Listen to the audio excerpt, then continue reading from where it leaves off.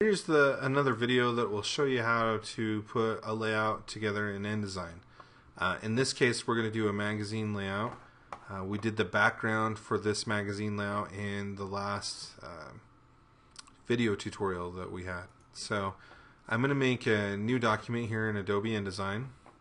Okay. So in this case, I'm not laying out in the magazine, I'm just doing the ad. So I'm going to turn off facing pages and just do basically a rectangle ad. So I'm going to use the dimensions 15 by 8.5 just because that's the size our background image was built, not necessarily a spec size for a magazine. Okay. Here our margins we'll leave at a 1/2 inch. I'm going to bring in my bleed and slug. So the bleed is pretty important. If you have a bleed, you should have a standard bleed size of 1/8 of an inch. Okay, and that's 0.125. So we're going to do that on all sides. We're going to click OK, and that gives us a new document in InDesign. So the first thing we need to do in this document is get ourselves a graphic frame. Okay, so we're going to make a rectangle frame to hold our background picture. So we'll select the rectangle frame tool. We know it's a graphic frame because when we're done with it, it'll have an X in this box. So we've got our graphic frame right there. We're going to switch over to our go to File and Place. So this will allow us to select the graphic that we created in the last video. In this case, we're going to use the Gems Add Green and bring that image in. So with that image selected or brought in, we've got it right there. So we're going to go up and copy that. So we're going to go to Edit and Copy. So if you remember on our last video, we talked about creating this image at 300 dpi. We got all the preps work done so that we're ready to build it here and assemble it in InDesign. I'm going to hit Command minus to zoom out. That's Control minus if you're on Windows. And I'm going to go back and paste in place. So we copied it previously, and then I just pasted it in place. That means that I've got exactly 2 of them. Didn't look like anything happened, but we've got one in front. So I just hit Command Z to undo that. With that still selected, we're going to go back to File and Place, and we're going to bring in the color version of this picture. Since these were built at the same time, they're the same size, when we bring this in, it will lay exactly over the top of that other picture. Okay? And we can check that by bringing this side in without scaling it. You can see that that's the color photo and it's exactly in. Okay. The one we're doing now is we're going to utilize that clipping path that we built in the last tutorial. So we're going to select that colored photo.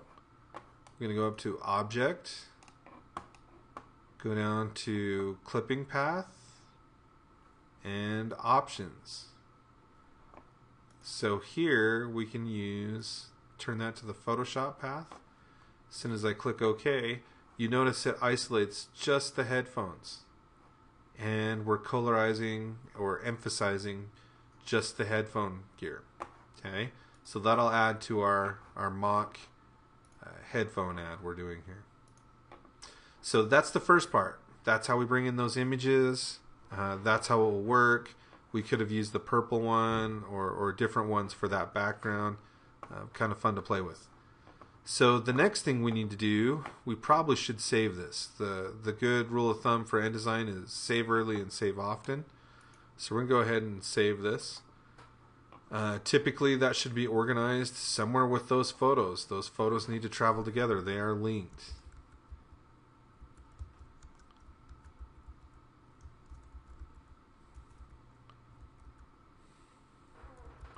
So we'll name that Gems Add Tutorial, put it in that same folder as the picture, and we've got that in there. So we do need to make one more graphic. I've got another graphic that I set up, and it's going to open in Preview. Let's see if we can open it in Photoshop.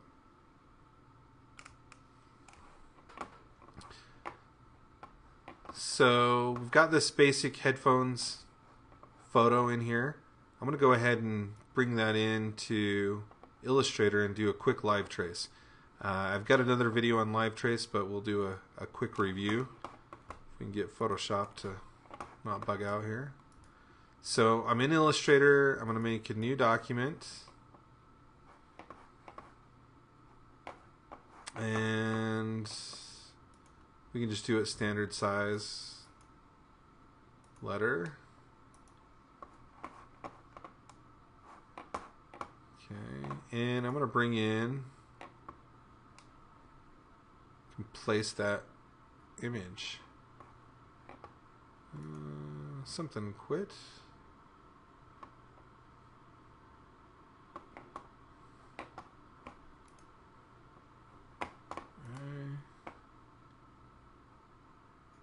See if I can crash the computer. See if Illustrator's next.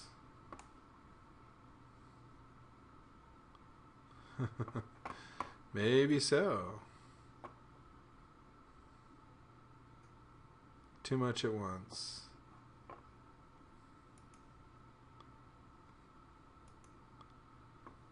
Well, while that's starting up, we'll come and play with the text. See if the text will work.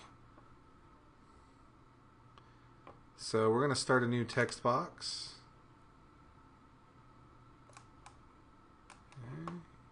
Okay, there's Illustrator. So we've got our new text box in here. I'm going to type in the word JAMZ. J-A-M-Z. Did that all caps. I'm going to select that all and change that to 124 point type. So 124 for the type. For the font, I'm going to switch that to, let's try Lucidia typewriters, Lucidia Sans typewriter. And let's pick a bold, oblique for the font. And let's change the color. So I can do swatches or color.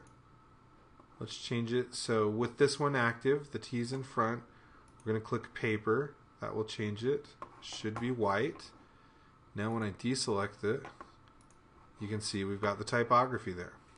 So we're going to hit save. So Command S or Control S. And there's the beginning of our type. Now we're going to come back to Illustrator. We're going to make a little icon or a logo or a mark. Make a new document here with Illustrator open. Do it the standard letter size.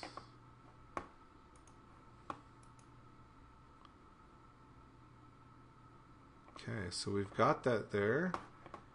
I'm going to drag in this photo. See if I can crash it there.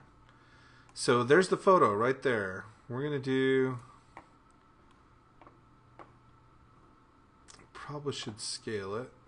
We'll scale it in InDesign. So with that one there, we're going to do a quick live trace. Let's go in and do image trace.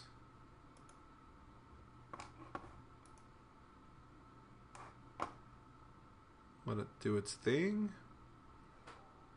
When it gets through to a certain point, we'll go in and change the settings. Do a couple quick settings. Let's see how this will come through.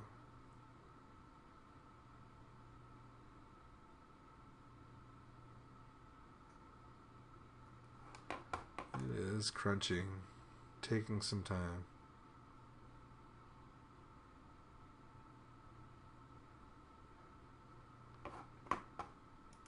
Okay, we'll change the settings to ignore whites, and it will do its thing again. By the way, you could come through here and change all these settings. I do have another video that covers live trace, so if you want to go more in depth, that's great. Once we've got that, we can close the live trace box and hit expand. And we'll switch to the group selection tool and get rid of some of these. So the nice thing about Illustrator is if we build our colors in Illustrator, they'll import into InDesign. So I wanted to show how that works. A lot of times this will represent a logo, all the different things that we're working with as far as how they're built. So typically, or occasionally, you may have logos built with the spot color. So in Illustrator, we go to the options, go down to open swatch libraries, and the color books, and you can see them. And typically, the default one is Pantone solid coated. A shorter way to get to that is with your swatches open, you go right here, that's your library, go to color books, and Pantone solid coated is typically the one I would recommend. When in doubt, go to that one. Here I'm going to change this to show find field, which it does. We can sort it by name. We can change it to the small list view, which tells us which numbers we're looking for. Okay, and I think the color we're going to go for is 7105.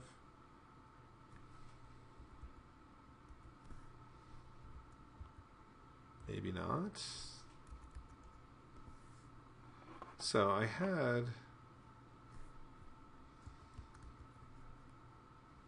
let's look. So in InDesign I've already built another mock-up, so we're going to find out what color we use there.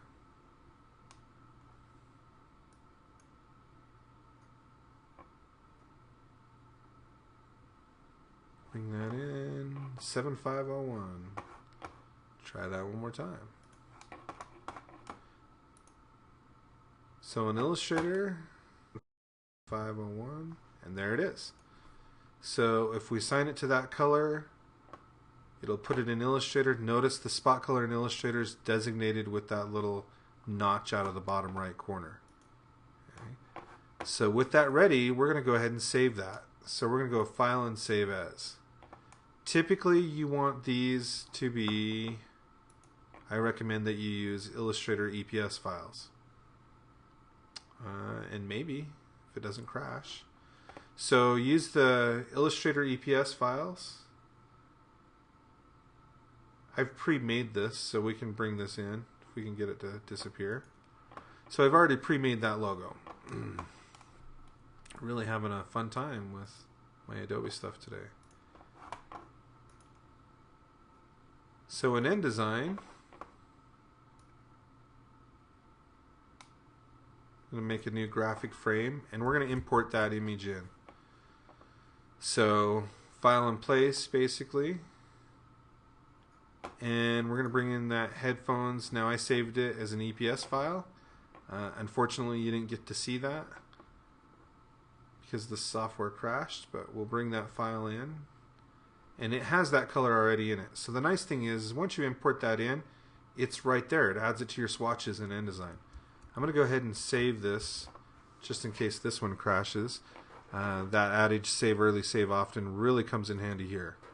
So now we're going to switch to our direct selection tool. This allows us to work with the image itself, and we can select it and change the percentage of it. In this case, we're going to make it about 20% and move it down into place if I can get the right one.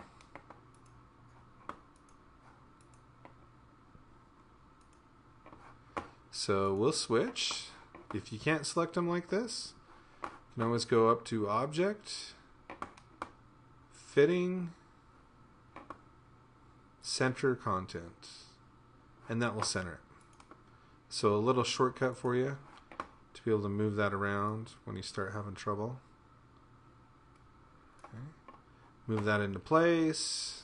You can come back in and highlight this text. Now that I've got a color in there,